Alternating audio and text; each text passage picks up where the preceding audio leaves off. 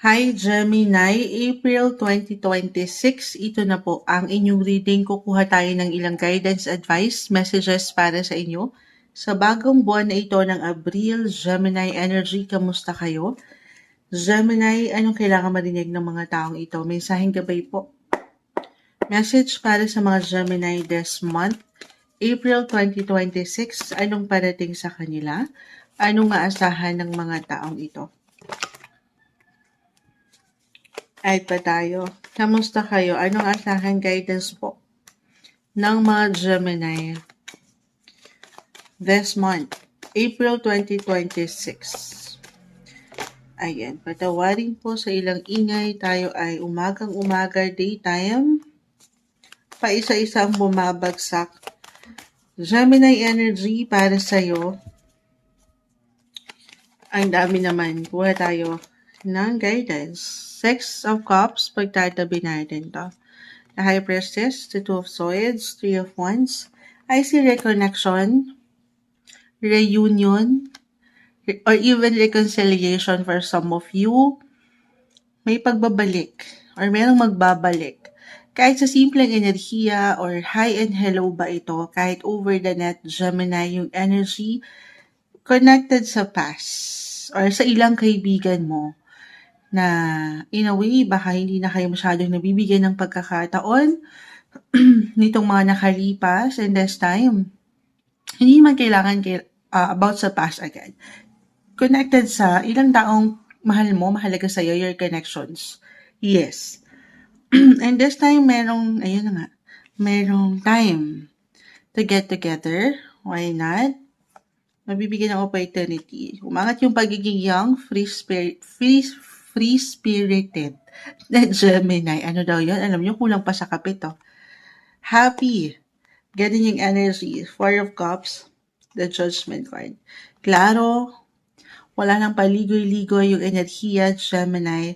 Actually, sobrang magkakonnect ito sa ilang sitwasyon ngayon astrologically kasi nasa Aries season tayo and during this time, umaangat yung inyong mga connections, social groups, if ever meron, community, your friendship. Mailang ganapan, the High Priestess, why not? Meron ba ikakasal sa ilang connections mo? Hindi kailangan mag-apply para sa lahat ha. Tayo po ay general reading. Could be connected sa party, events, wedding, or itong trabaho nyo, tinatrabaho nyo, business event ba ito?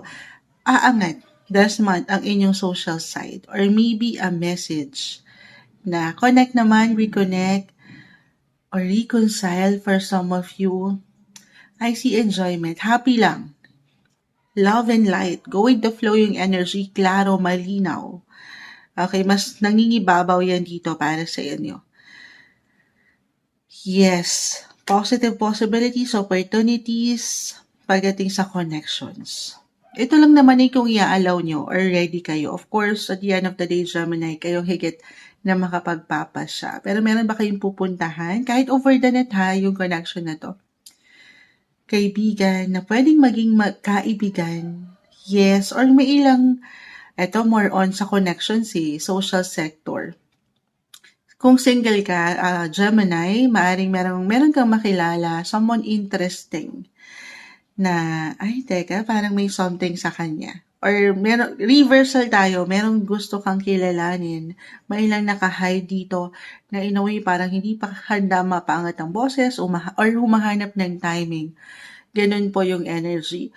So, kung ready ka naman, Gemini, pagdating sa saan yan?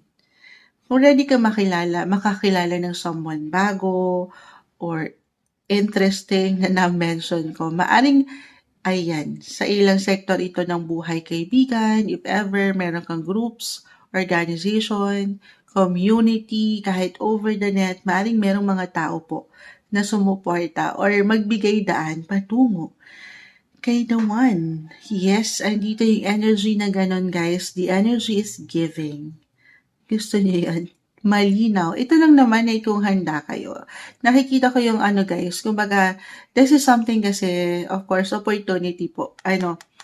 Hindi sa lahat ng pagkakataon ang oportunidad ay kusang kakatok sa inyong mga pinto, Gemini.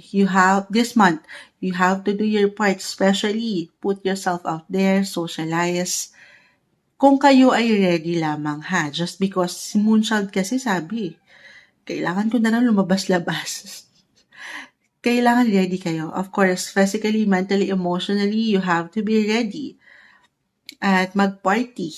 Ganon. Hindi. Connect, communicate. Opo, meron ako nakikita. Pero kung hindi pa handa at dumadaan sa ilang hindi kagaanan nitong mga nakalipas sa relationship or wala pa dito ang priority, hindi niyo naman kailangan madaliin. Long time guys, long time plans, or dapat decided kayo, totoo naman, nasa inyo pa rin ang susi. Okay? Ito kasi pwedeng kailangan nyo, sabi ko nga yung opportunity po hindi kusang kumakatok sa ating mga pintuan. Pero pwede rin naman na ihain sa inyo yan na hindi nyo aasahan. Kumbaga, maaaring may mga tao na nandyan, out of the blue, merong ipakilala sa'yo or merong someone interesting na gusto kang kilalanin. Ganon yung energy, Gemini. Okay, more on love, connections ang umaangat. Paano naman kaming mga couples in a relationship? I see, or maybe ito yung pinaka-advice. Connect, communicate. Napakagandang pagkakataon na magplano kayo ng ilang gusto niyo pang mapuntahan, the Three of Wands, marating, matutunan sa buhay, or ma-build na mga pangarap together. Long-term plans or goals nyo as a couple. Hindi po yun imposible actually kung ano man yung pwede nyong mabuo na pundasyon ngayon pa lang this month, Gemini, April 2026. Nabubuhay yung enerhiya yung paniniwala or yung pakiramdam na merong something new. New page, new chapter sa inyong buhay regardless sa zodiac sign. Pero I see na hindi po imposible manifestation card si the Page of Pentacles.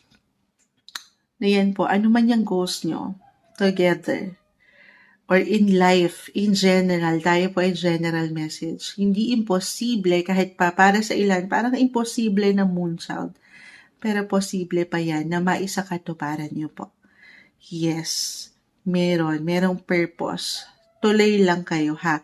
Sa mga gusto nyo pang ma-reach or matanggap, matutunan in life. Hindi pa huli ang lahat. Patuloy na paangatin yung kumpiyansa po sa inyong mga sarili. As long as nandito yung passion, yung love, listen to your intuition, Gemini.